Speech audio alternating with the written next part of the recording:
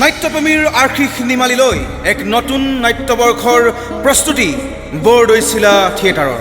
আপোনালোক সকলোৰে মৰমৰ বৰদৈচিলা থিয়েটাৰৰ 2020-21 নাট্যবৰ্ষ মহা আয়োজন প্ৰেম আৰু প্ৰতাৰণাৰ এক মৰ্মান্তিক দলিল।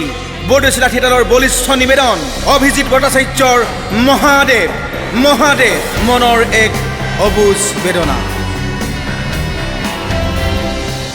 আগন্তুক 2020-21 নাট্যবৰ্ষত বৰদৈচিলা থিয়েটাৰৰ আন এক ব্যয়বহুল আয়োজন অসমৰ ইতিহাসৰ সবাতোকৈ চাঞ্চল্যকৰ কলংকিত অপৰাধ কাহিনীৰ আধাৰত অভিজিৎ ভট্টাচাৰ্যৰ ফাঁচী কাঠত ৰাজ খোৱা।